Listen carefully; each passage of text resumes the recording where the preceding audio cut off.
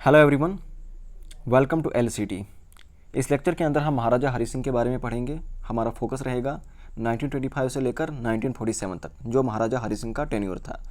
लेकिन 1947 पे कहानी ख़त्म नहीं होती है। 1947 से लेकर 2019 तक जितने भी इंपॉर्टेंट इवेंट हुए हैं जो हमारे लिए एग्जाम पॉइंट ऑफ व्यू से इंपॉर्टेंट हैं, उन सबको मैं अच्छे से डिस्कस करूँगा। लेकिन अगले लेक्चर में अलग से उसके ऊपर एक लेक्चर लेकर आऊँगा। अगर आपको किसी भी दूसरे एग्ज़ाम का, चाहे जेकेएसएसबी हो, चाहे एसएससी हो, यूपीएससी हो, स्टेट पीसीएस का कोई भी एग्जाम हो, आपको इंपॉर्टेंट स्टडी मटेरियल चाहिए तो उसके लिए आप हमारे टेलीग्राम चैनल ज्वाइन कर सकते हैं। आप सिंपली टेलीग्राम पे जाकर लर्निंग कैंपस ट्यूटोरियल सर्च कीजिए, वहाँ पर आप चैनल को खोलिए, ज्वाइन कीजिए और वहाँ पर आपको काफ़ी ज़्यादा इंपॉर्टेंट इन्फॉर्मेशन, काफ़ी ज़्यादा इंपॉर्टेंट मटेरियल आपको वहाँ पर मिल जाएगा। अब बात करते हैं महाराजा हरि सिंह की। तो देखिए, पहले बेसिक इन्फॉर्मेशन जैसे मैं देता हूँ वो इन्फॉर्मेशन लेते हैं। 1925 से लेकर 47 तक का इनका टेन्योर था। ओके, पैदा कहाँ पर हुए थे? तो पैदा ये जम्मू में हुए थे।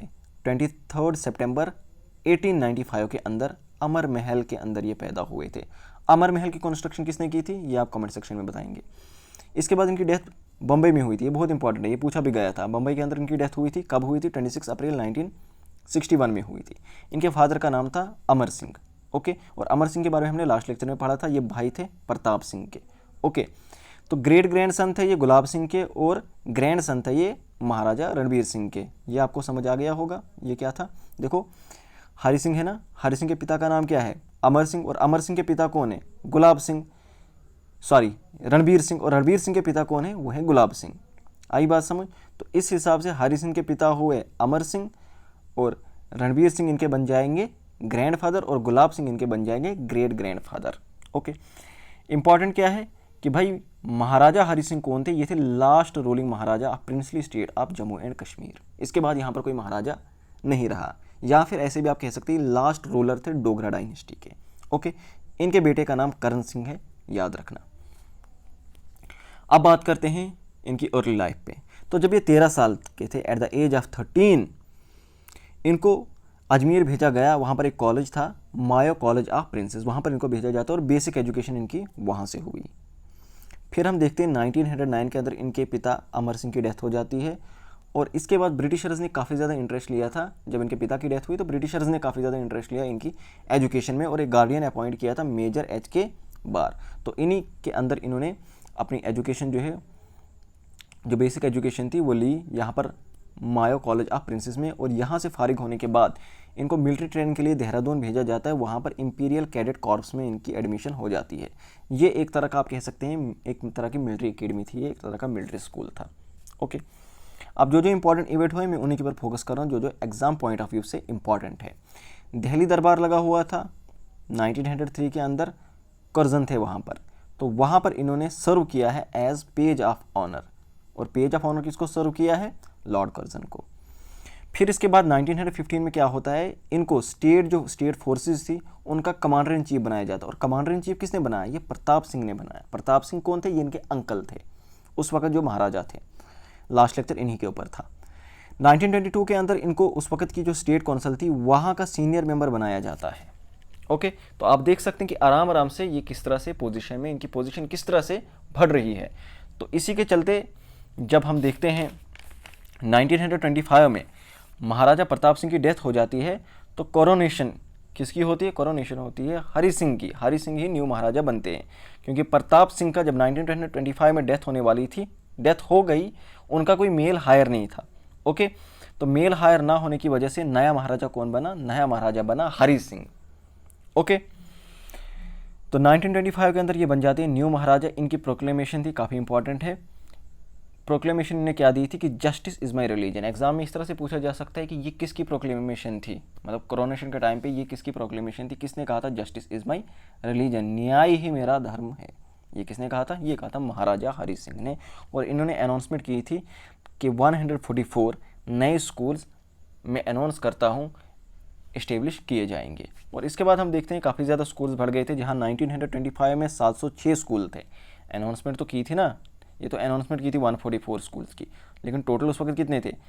706 थे। तो 1945 आते आते टोटल स्कूल जो है 20,000 प्लस हो गए। ओके, इन्होंने एक compulsory primary primary education act पास किया था, जहाँ पर एक बेसिक एजुकेशन बच्चों को देनी ही देनी थी। उन स्कूल्स को जबरी स्कूल्स कहा जाता था। तो ये जबरी स्कूल का कॉन्सेप्ट जो है ये कौन लेकर आए थे? महाराजा हरि सिंह लेकर आए थे। इसके बाद के.जी. सत्यादन। तो जो के.जी. सत्यादन थे, जस्ट अ सेकेंड, तो मैं बात कर रहा था के.जी. सत्यादान। तो के.जी. सत्यादान जो थे ये एक बहुत एमिनेंट एजुकेशनिस्ट थे। इनको ये काम दिया गया कि भाई जो भी स्टेट के अंदर जो एजुकेशन डिपार्टमेंट है उसकी देखभाल आप करेंगे। आप कह सकते हैं कि एक तरह का एजुकेशन मिनिस्टर इनको बनाया था, लेकिन ऐसे एज इट इज़ कोई टर्म मेंशन नहीं थी कि ये एजुकेशन मिनिस्टर है, बस वो मैनेजमेंट का काम इनको सौंप दिया था। इसके बाद इन्होंने काफ़ी ज़्यादा डिप्रेस्ड क्लासेस को अपलिफ्ट करने के लिए काफ़ी इंपॉर्टेंट काम किया जाता है। बहुत सारी किताबों में तो ये लिखा हुआ है कि 1930s तक ये पहले रूलर हैं स्पेशली जम्मू एंड कश्मीर के जिन्होंने इतने बोल्ड स्टेप लिए थे डिप्रेस्ड क्लासेस को अपलिफ्ट करने के लिए, क्योंकि इन्होंने फाइनली एक प्रोक्लेमेशन दी थी जिसमें इन्होंने कहा था कि जो हरिजन्स हैं 31 अक्टूबर 1932 को फॉर्मल प्रोक्लेमेशन आई थी राजा की तरफ से कि भाई हरिजन जो हैं ये भी टेंपल में इंटर हो सकते हैं। तब तक टेंपल में वो इंटर नहीं हुआ करते थे। तो ऑफिशियली गवर्नमेंट ने, महाराजा ने ये प्रोक्लेम किया, ये अनाउंसमेंट की कि हरिजन जो हैं ये मंदिर में जा सकते हैं। इसके अलावा यहाँ तक इन्होंने कहा था कि भाई जो गवर्नमेंट इंस्टीट्यूशन है वहाँ पर किसी भी किस्म की डिस्क्रिमिनेशन नहीं होगी कास्ट के बेस के ऊपर। इसके अलावा बहुत सारी अनाउंसमेंट की, जो पब्लिक वेल्स थे, टैंक्स थे, टेम्पल्स थे, स्कूल्स थे, वो सब के लिए ओपन कर दिए। कोई भी किसी किस्म की वहाँ पर कास्ट डिस्क्रिमिनेशन नहीं होगी। ओके, इसके अलावा और भी काफ़ी ज़्यादा सोशल रिफॉर्म इनने किए हैं, जैसे suppression of female infanticide, women trafficking, window remarriage. तो इसके अलावा एक इम्पॉर्टेंट चीज़ याद रखना, धन देवी मेमोरियल फंड। ये पूछा जाता कि धन देवी मेमोरियल फंड ये किसने सेटअप किया था? तो ये सेटअप किया था महाराजा हरि सिंह ने। और ये किसके लिए सेटअप किया था?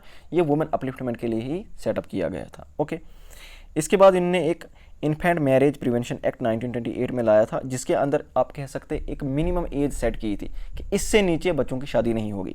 लड़कियों के लिए 16 थी और लड़कों के लिए इसको 21 किया था। लड़कियां 16 साल से नीचे होगी उसकी शादी नहीं होगी। लड़का अगर 20 साल से नीचे है तो उसकी शादी नहीं होगी। इसके बाद इन्होंने पब्लिक प्रोस्टिट्यूशन को भी एक क्राइम डिक्लेयर किया था, चाइल्ड स्मोकिंग को भी एक क्राइम डिक्लेयर किया था। ओके, तो ये काफ़ी ज़्यादा इनके बोल्ड स्टेप्स थे जो इन्होंने सोसाइटी के अंदर, इनको आप कह सकते हैं ये इनकी तरफ से जो सोशल रिफॉर्म्स थे और एजुकेशनल रिफॉर्म्स थे वो इन्होंने किए थे। ओके,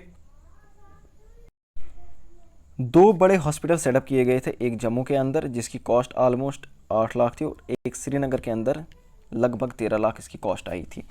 J&K बैंक भी इस्टेब्लिश किया गया था इनके टाइम पे, जिसका हेड ऑफिस कहाँ था? श्रीनगर था। State subject, very important, state subject जो है ये महाराजा हरि सिंह ने ही इंट्रोड्यूस किया था। Agriculture relief regulation, land alienation regulation और इसके बाद कश्मीर वैली पंचायत रेगुलेशन ये कौन लेकर आया था? ये महाराजा हरि सिंह लेकर आए थे। टेलीफोन लाइंस इनको और एक्सटेंड किया गया था, टेलीग्राफ लाइंस को भी और ज़्यादा एक्सटेंड किया गया था। महाराजा प्रताप सिंह के टाइम पे भी किया गया था, लेकिन हरि सिंह के टाइम पे इनको और ज़्यादा एक्सटेंड किया गया था। Jammu and Kashmir high court को इस्टेब्लिश किया गया था, जिसके पहले चीफ जस्टिस जो थे वो थे लाल कुंवर सेन। काफ़ी इंपॉर्टेंट हो जाता है। ओके, इसके बाद इससे अलावा जो बहुत बड़े इवेंट हुए जो एग्जाम्स के लिए भी काफ़ी ज़्यादा इंपॉर्टेंट है, हिस्ट्री पर्सपेक्टिव से भी काफ़ी ज़्यादा इंपॉर्टेंट हो जाते हैं, वो ये है कि 1930s में जब 1930 के अंदर जब पहली राउंड टेबल कॉन्फ्रेंस हुई थी लंदन के अंदर, तो उसको अटेंड किया था महाराजा हरि सिंह ने। हालांकि कांग्रेस ने इसको बाइकाट किया था, ये हम पढ़ेंगे अगर मैंने मॉडर्न हिस्ट्री करानी तो है लेकिन अभी नहीं।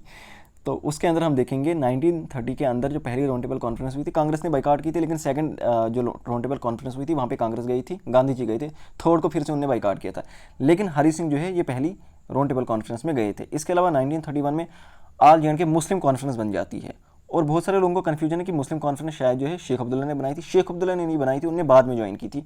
फाउंडर इसके कौन थे? चौधरी गुलाम अब्बास इसके फाउंडर थे। ओके, बाद में इन्हीं के टाइम पे 1939 के अंदर मुस्लिम कॉन्फ्रेंस का नाम बदलकर नेशनल कॉन्फ्रेंस किया जाता है। ओके, स्टेट लेजिस्लेटिव असेंबली जिसको प्रजा सभा कहा जाता है, जिसके 75 मेंबर्स हैं, ये विद है, यहाँ पर स्पेलिंग गलत हुई है, ये देख लेना। तो 1934 के अंदर ये स्टेट लेजिस्लेटिव असेंबली ओके ये फॉर्म की गई थी, और ये किसने बनाई थी? ये हरि सिंह ने ही बनाई थी। और 1947 15 अगस्त 1947 ओके जब इंडिपेंडेंस ऑफ इंडिया हुई थी, हिंदुस्तान आज़ाद हुआ था, तब कौन रूलर थे? तब महाराजा हरि सिंह रूलर। तो ये भी पूछा जा सकता है at the time of independence who was the ruler of Jammu and Kashmir. आसान सा क्वेश्चन है, सबको मालूम है, महाराजा हरि सिंह थे। ओके, लेकिन 1947 के बाद कश्मीर के अंदर कौन से इवेंट हुए, क्योंकि आपको मालूम है 1947 जब ब्रिटिशर्स यहाँ से चले गए थे, ब्रिटिशर्स का कंट्रोल खत्म हुआ था, तो उनने 3 ऑप्शन दिए थे प्रिंसली स्टेट्स को। कहा या तो आपको क्या काम करना है, यहाँ तो आपको पाकिस्तान ज्वाइन करना है, या तो आपको इंडिया को ज्वाइन करना है, यहाँ तो आपने इंडिपेंडेंट रहना है। ओके, तो आपको मालूम है 3 प्रिंसली स्टेट्स थी जिनके साथ इशू हुआ था, बाकी सब ने इंडिया को ज्वाइन किया था।